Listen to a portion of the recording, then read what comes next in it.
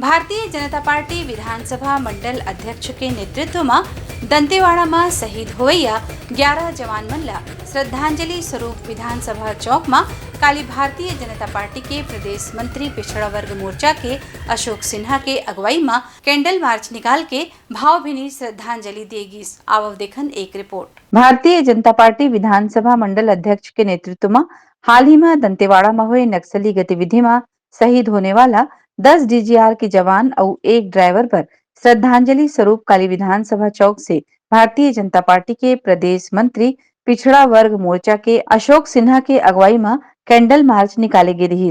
आज हम सब लोग भारतीय जनता पार्टी विधानसभा मंडल के नेतृत्व में, मंडल अध्यक्ष के नेतृत्व में आज जो दंतेवाड़ा में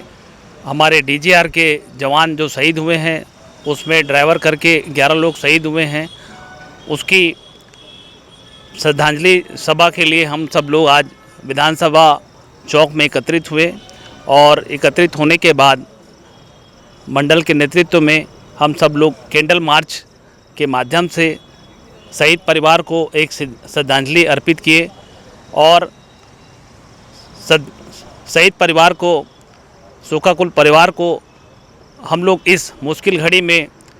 दुख को सहने की, उसके लिए आज हम सब इकट्ठा होकर एक कैंडल मार्च के माध्यम से उसको दुख के सहने के लिए सब कोई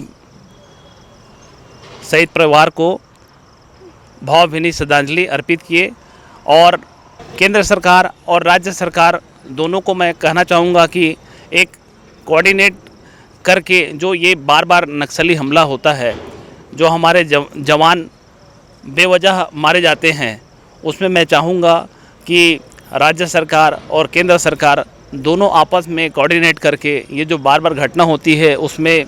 बिल्कुल अलर्टनेस के माध्यम से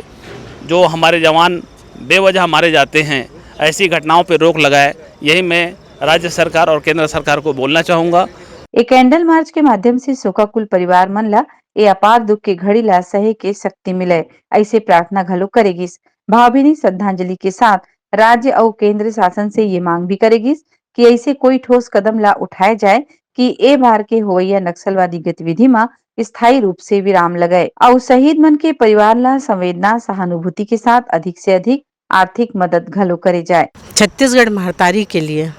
एक बहुत ही हृदय विदारक ये जो दुर्घटना है और ये समझ में नहीं आता कि शासन और प्रशासन जो छत्तीसगढ़ महतारी नक्सलाइट से जूझ रही है उसके लिए क्या कर रही है। अभी भी यदि ये लोग नक्सलाइट को सही संज्ञान में नहीं लेंगे तो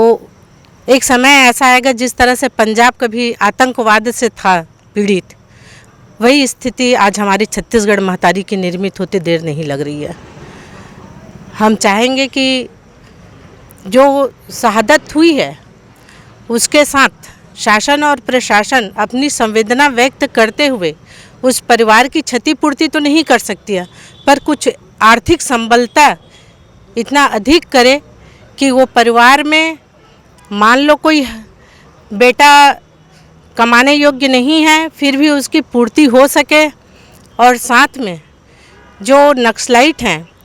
उनके साथ जैसे भी बातचीत की जा सके। जो छत्तीसगढ़ शासन हमेशा कहते आती है कि आज हम सुशासन दिए हैं, पर वो सुशासन कहाँ दिखता है, क्योंकि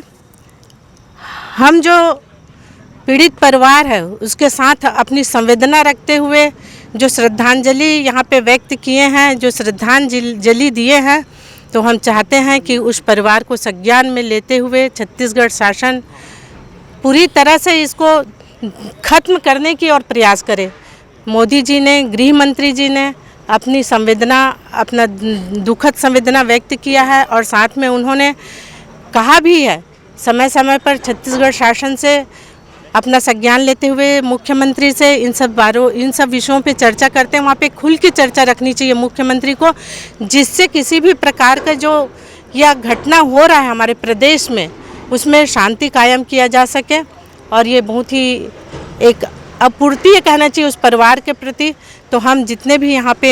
हमारे विधानसभा क्षेत्र के हमारे जितने भी कार्यकर्ता भारतीय जनता पार्टी को उपस्थित हुए हैं, हम उस परिवार के प्रति और जो शहादत हुए हैं उनके साथ हम अपनी एक संवेदना व्यक्त करते हैं और चाहते हैं कि ईश्वर तथा छत्तीसगढ़ महतारी ऐसे जो शहादत दिए हुए दिवंगत आत्मा हैं उन्हें अपने श्री चरणों में जगह दें और इस शासन को भी जगाएं कि किसी तरह से यह इसके लिए निपटने के लिए तैयार रहे और समय समय पे उनके साथ चर्चा करके जो नक्सलाइट हैं उनको दूर करने की कोशिश करें, उनकी जो बातें हैं उनको सुने, यह समस्या जो उत्पन्न होते जा रही है उसे नासूर ना बनने दें। ब्यूरो रिपोर्ट, उतलंघा न्यूज।